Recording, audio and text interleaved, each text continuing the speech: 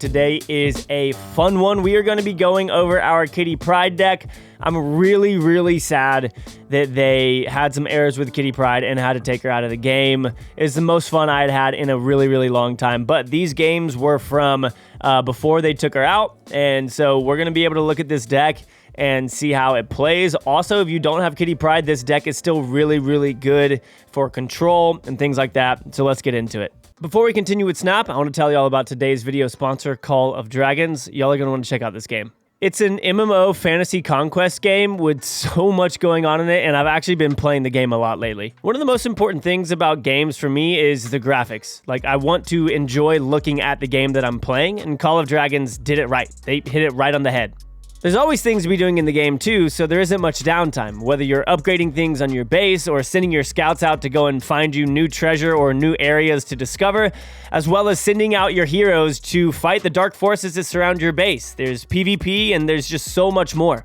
And one of the craziest things in the game involves GVG, where you can have 40 people versus 40 people. It's an absolutely massive battle that just seems like mayhem. GVG isn't the only thing you can do in the game either. Obviously, you can go up against NPCs in the game to unlock new loot and also learn how to attack a little bit better. There is PvP. You can go right next door and attack the guy that's living next to you.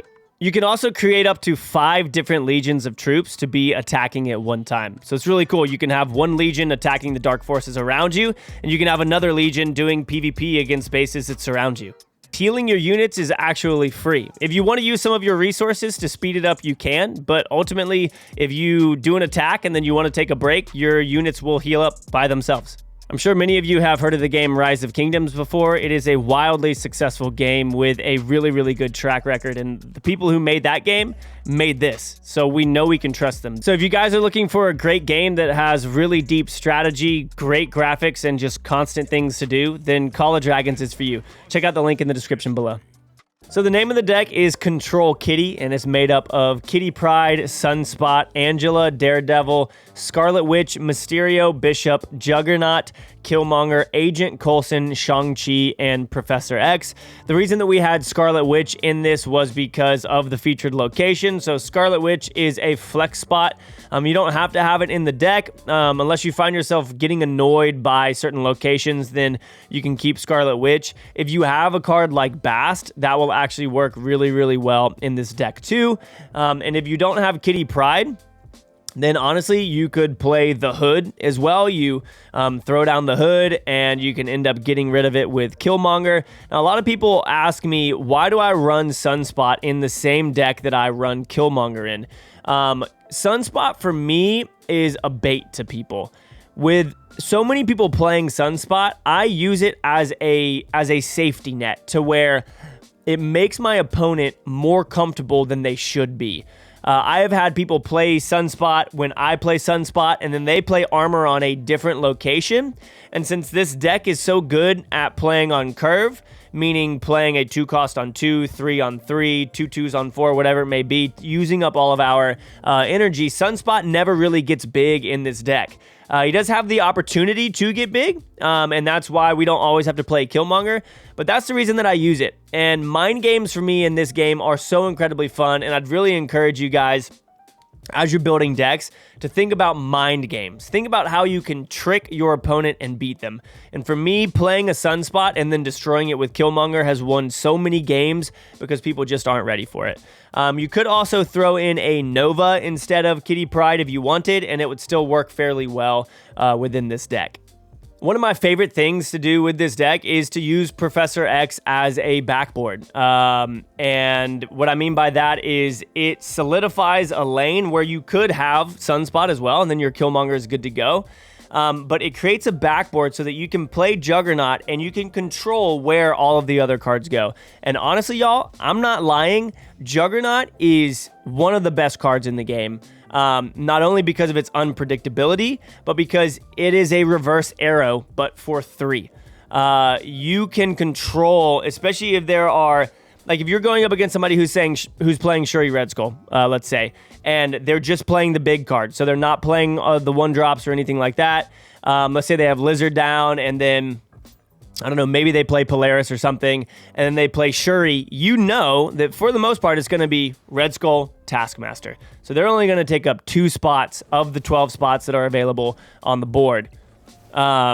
And so what you can do is if you can lock down a lane and you know somebody's playing that, you can play Juggernaut and pretty much just say, hey, I win this. And it's incredible. It's so much fun. You got Bishop in here to do some work with Mysterio and some other things like that. And again, Bass would work well in here. These types of decks are really fun. You can throw in things like Falcon and cycle in some other 1 costs.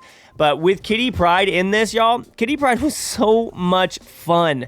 And I don't think Kitty Pryde was overpowered either. Like I think that it was a good card. It was probably the best 1-drop, especially for someone like me who enjoys doing a lot. Like I don't like sitting and being like playing Sandman and then playing 1 card. Like for me, that isn't enjoyable. I want to be doing things. That's honestly my ADD mind. I'm sure a lot of you guys are like that as well. And that's why I love playing move decks, because you're constantly doing stuff. And so Kitty Pryde, every time you play her, she costs 1. So if you play her turn 1 and then you play her all the way up until turn 6, it is a 6-cost card that is just cycling out. Like some people were saying, oh, it's a better Sunspot. I don't think that comparison is necessarily there. It is to a certain extent, but Sunspot only costs you 1 and it fills up all that stuff. Kitty Pryde could get to 10 and it would cost you 6 across the board or whatever.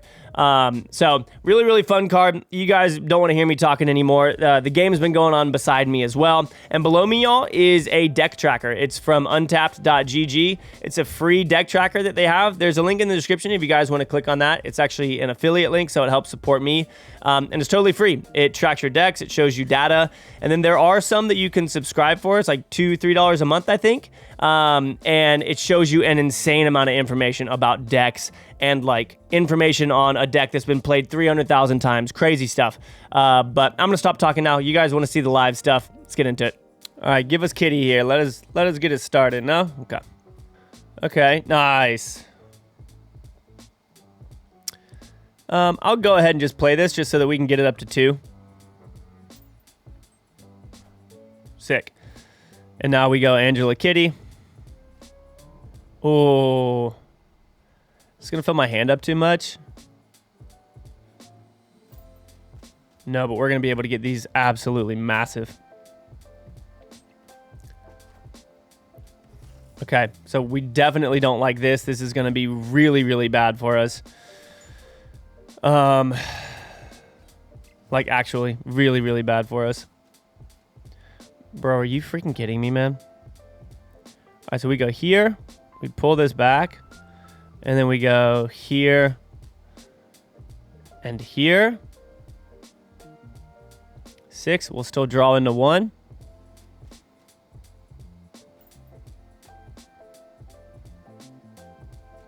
This is going to be pretty interesting. We've got a lot of stuff in our hand.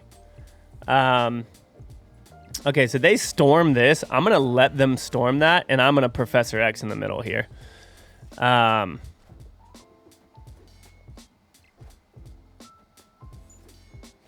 Could end up biting me in the butt, but we're gonna see.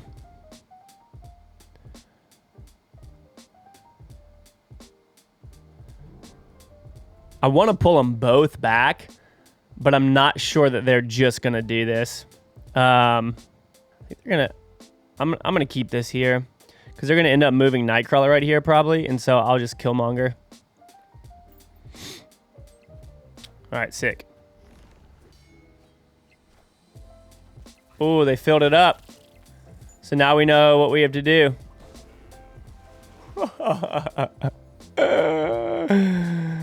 Oh, I'm dead. That's hilarious, dude. There's nothing they can do. They can't move Nightcrawler anywhere. After you play a card here, whoa, why did this change visually? There's no way they stay in this, right? Like, they can't do anything.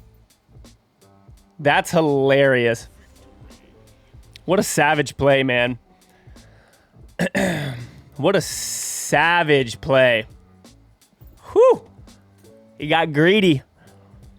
Just a little bit greedy. All right, so I'm not going to play here for the first little bit because Darkhawk is all over the place right now. Okay. Adeline. We freaking hate it. Well, I'm just going to go ahead and change it. So, Titania, I don't imagine that this is a Darkhawk deck, so I'm probably fairly safe playing on Vibranium, but we obviously don't know yet. Huh. Yeah, okay, so this is just a typical Shuri Red Skull deck. Oh, wow, sick. Oh, my. No!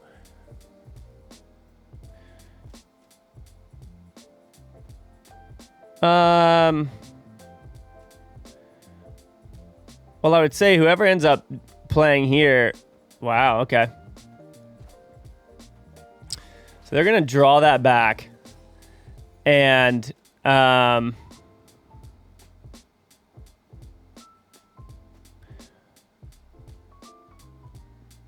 let's see here. They're definitely going to try and send it over, right? We'll try this. Sick. Nice, dude. Let's go. They didn't think we would do it. That's hilarious.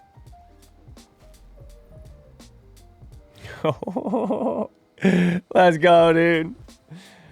Oh, no, I'm sorry. You weren't... Oh, no. You weren't able to play your deck. I'm so sorry.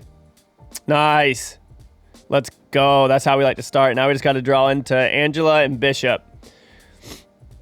Daredevil. Okay. Sunspot. Angela. Okay. Sunspot's fine. Because, again, y'all, with the way that we play... Whoa. Okay. So we got to be careful here. This is most likely going to be a Mr. Negative deck. Here we go. Now we're getting things grooving. Yeah, and of course they get Murder World to destroy Mr. Negative. Yeah, sure.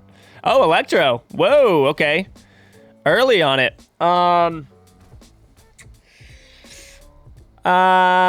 Because they destroyed it, I'm guessing that they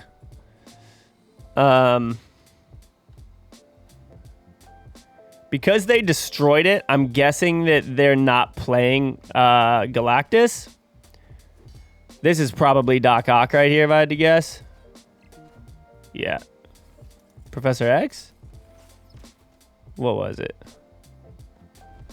That's actually super interesting how that interaction works. So it didn't work out the best for them. This is so freaking funny, dude. I'm gonna snap because this is only 2. And we do this and win. This has 2 health. This has 3. They have nothing that can go over there.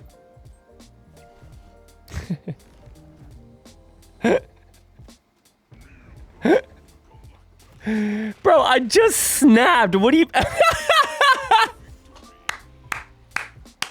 What are you doing? I just snapped, dog. Come on.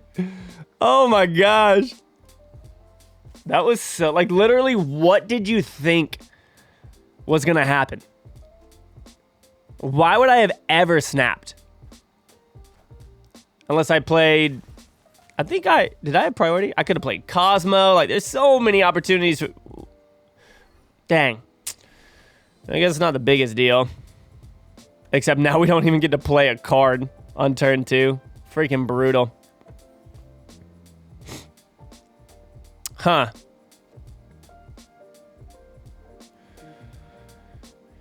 Sheesh, dude.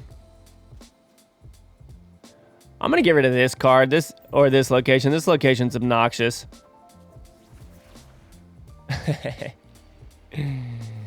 Ooh, that's funny.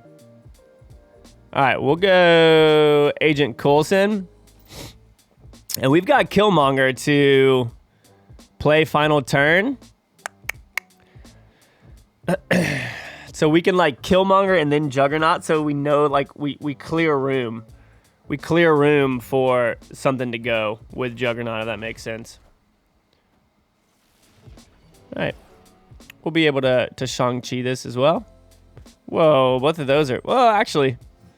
So this could be pretty good for us. Playing Sarah here.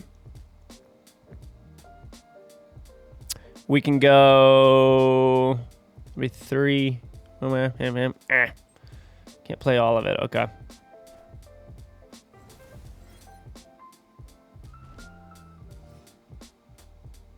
I really wish I could play both of these. That's brutal. But we'll go ahead and get rid of that. And we'll go here. Huh. Okay. I'm guessing they didn't draw into anything. Dang, dude. Freaking ridiculous. Not going to play here again just in case they end up having a Darkhawk deck. And I have faced Ant a good number of times. We don't like that. I definitely want this to be down. But these two locations are honestly pretty bad for us. Honestly, pretty bad for us. I don't mind Vibranium once I can tell whether or not they're playing Darkhawk or not. Okay, so this isn't too insightful. They could be playing Darkhawk. They could be playing Shuri. We're not too sure, but those are probably the two that they would be playing. We can go Bishop over here. And then honestly, y'all, I might go Professor X and just pop off. You know what I'm saying? Okay, so that kind of sucks. But... Ooh. Ooh.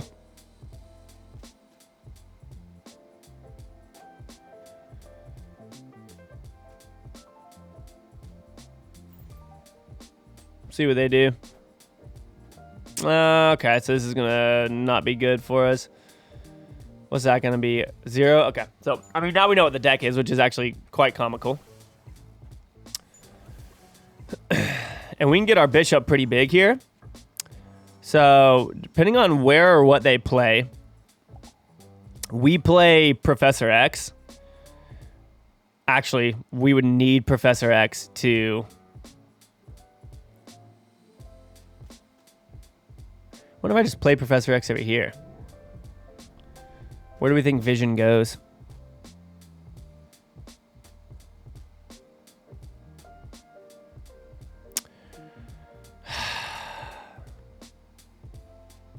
This one's kind of brutal, if I'm honest.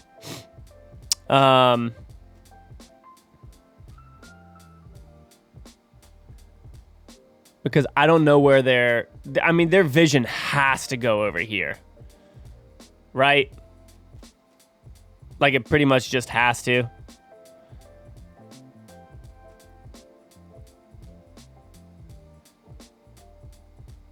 I'm just going to do this for the lulz. Is that what I want to do? Or do I want to try and beat this guy? I think I actually want to try and beat this guy.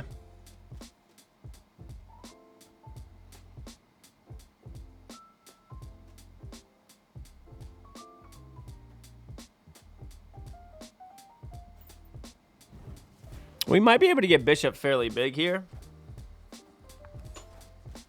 Oh, it did go there, dude. No freaking way, man. Oh, we could have just won. We could have just won. That's brutal.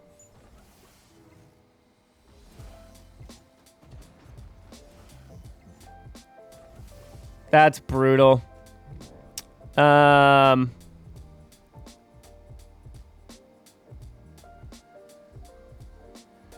still kind of want to... Okay, so I think that they move... Professor X isn't going to work anymore.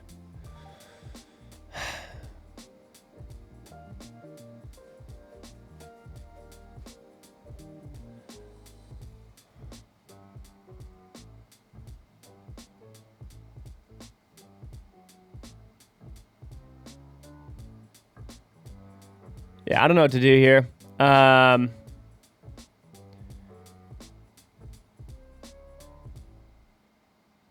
Imagine they're going to play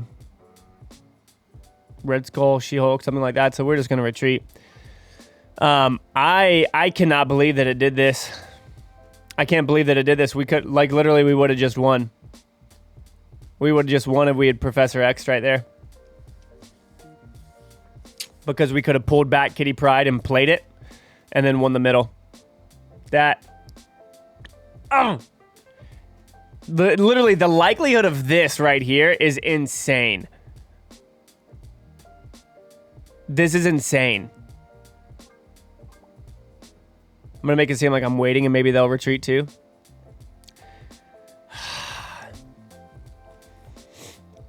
But the chances of this happening are less likely than the chances of it going over to the other location. So it's kind of like, well, you got to suck it up, because if I think that that's always going to happen, then I'm going to just end up screwing myself over like a lot. I mean, I don't mind Shuri's lab here. Yes. Well, this doesn't necessarily work on it quite yet. But it will in a second, which would be nasty. Kitty Pryde's going to get huge here, y'all. I've been wanting to be able to do this on Shuri's lab, and I haven't been able to yet. So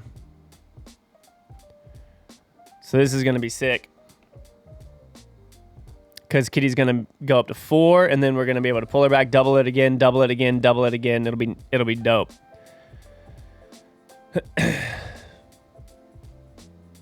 And honestly, depending on what they end up doing, I might just Killmonger to clear out this sunspot to give me some more room to play some stuff and get it doubled. So I think what I'm going to do is go with this. And then, oh, that's funny.